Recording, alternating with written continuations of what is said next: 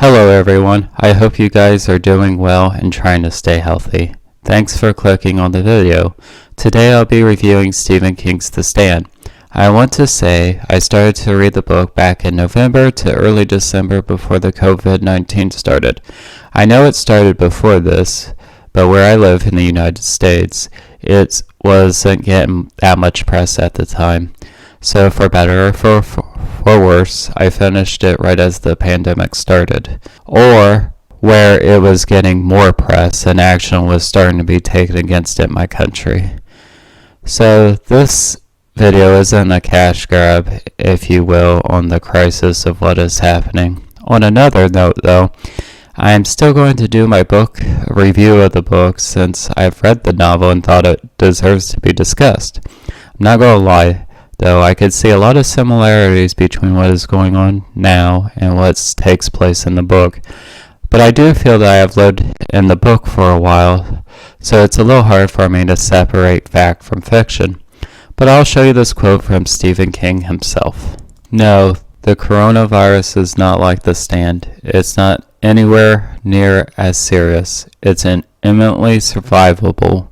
Keep calm and take all reasonable precautions. I will leave it at that, and now let's get started with the review. There are two different versions of The Stand. The one is the 1978 version, and the other is the 1990 version. So what's the difference? Well, Stephen King originally wrote the story, and it came out to roughly 1,200 pages. And at the time, Doubleday, Stephen King's publisher, for that novel, the glue that held the glue to the book together was not strong enough to hold such a thick novel. So they asked Stephen King to edit out about 400 pages of the novel. And that was basically the 1978 version. The 1990 version is the original 1,200 pages with a few cultural updates, such as the president or the political figures from the 80s and movie references and music references and such.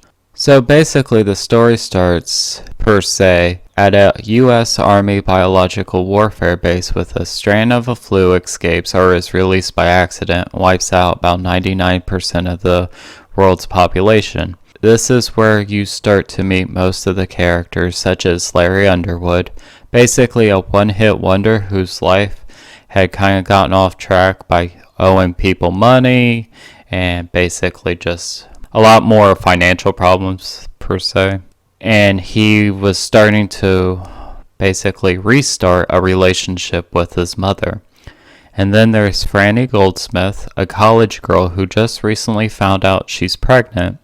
And her parents are kind of upper class in Maine, where most Stephen King novels take place.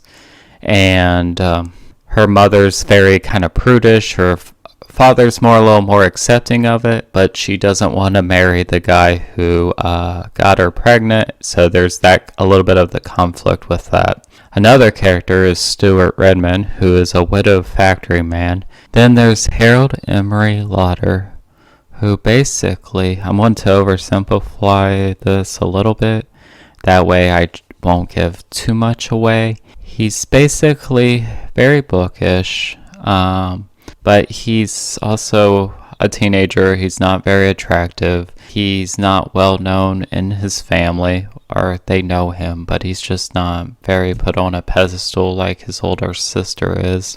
He's sexually frustrated as a teenage boy, and he also has a thing a little bit for Franny Goldsmith, which comes into play a little bit later on in the novel. Then there's Nadine Cross, who basically is an unmarried virgin school teacher who basically, as the pandemic breaks out and people start dying, she kind of quote unquote adopts a little boy who she thinks at first is mute. And there's many more characters. Actually, there's probably too many to list, honestly, because I would have to make a separate video for that, and this video would be very long. The best way I could tell you to get to know the characters is by reading the book. Now, I've heard this different people break the book apart, like how each part's set up.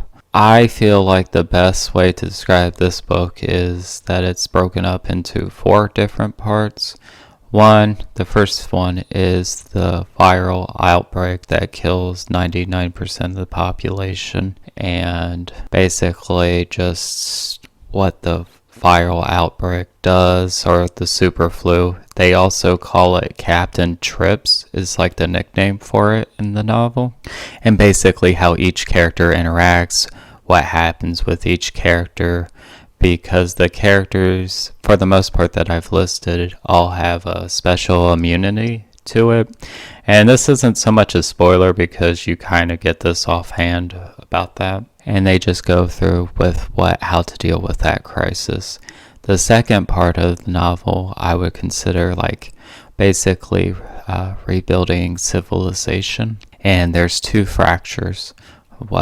Think light and darkness, good versus evil. The good one is led by Mother Abigail, who is a 102-year-old black lady who appears people's dreams, as well with Randall Flagg, or the Walking Dude, and he appears in people's dreams as well. The dark or evil side takes place or sets up camp eventually in Las Vegas, Nevada. And the second one the good side, or Mother Abigail's side, sets up camp in Boulder, Colorado. Now this would be important to discuss. When I read a few things when Stephen King's talked about writing The Stand, he basically wanted to make a great epic like J.R.R. Tolkien with Lord of the Rings, and he considered The Stand this. And as a lot of people complain about with Lord of the Rings, there's a lot of scenes describing walking, character development, maybe too much character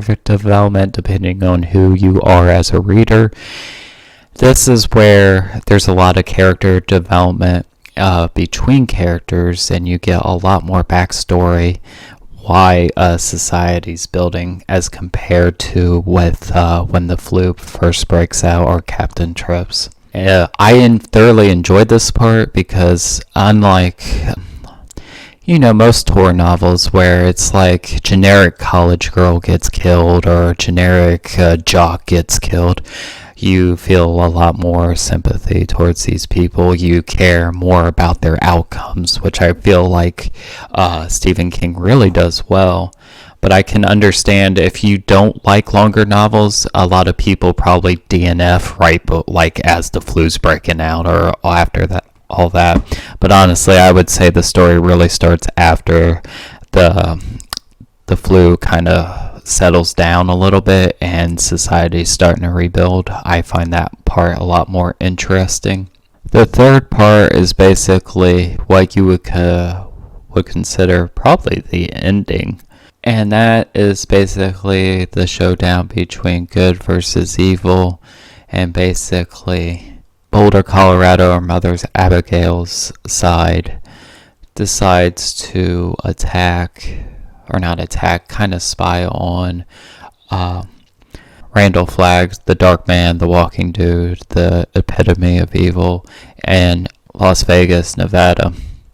And basically, it's a lot of build up. There's not so much like a giant epic war scene as like the end of Lord of the Rings or Chronicles of Narnia, or even like Harry Potter when they try to overtake Hogwarts. But this one's a little bit more subtle. Honestly, I feel like this one's a little bit more realistic. I mean, I know it's in the realm of fantasy, but it's more like realism to it. And I honestly kind of enjoyed that. Not all the time, but in this story, it really goes well together. And basically, the climax happens, which leads to, the fourth part. And the fourth part, I would consider basically the epilogue, but it's not the epilogue. It's just continuing the story. And it basically describes the aftermath of everything that had led up to it, and basically just where people go, how they disperse, how society's slowly starting to rebuild again. And with those major themes, it's more character driven on like what each character does or doesn't do after everything's over with, and society can kind of go back to normal, but after everything happens, will ever be normal again. So overall, I give this book a positive review. 5 out of 5, if you will. Honestly, this is probably my second most favorite Stephen King novel.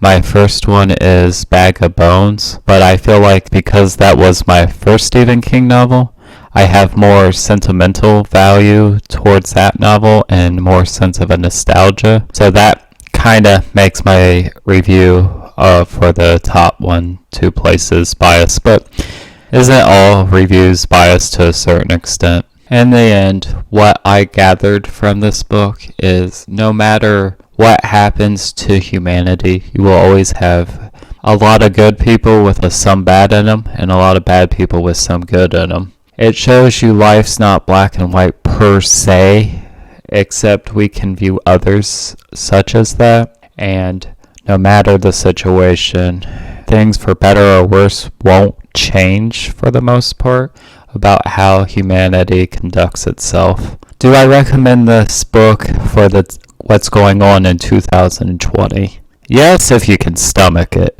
Or if you don't really have high anxiety, I would highly recommend it.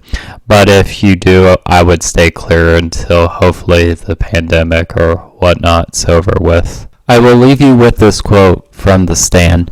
"Show me a man or a woman alone, and I'll show you a saint. Give me 2, and they will fall in love. Give me 3, and they will invent the charming thing we call society. Give me 4, and they will build a pyramid. Give me 5, and they will make one an outcast. Give me 6, and they will reinvent prejudice. Give me 7, and in 7 years they'll reinvent warfare. Man may have been made in the image of God, but human society was made in the image of his opposite number, and is always trying to get back home." Thanks for watching. If you like and subscribe, please do. I know this video has been a little different than what I usually do by not showing my face. I was having some webcam difficulties, so hopefully you liked it. I put a little bit of work into it. So again, if you like and subscribe, please do, and thank you for watching. Bye everyone.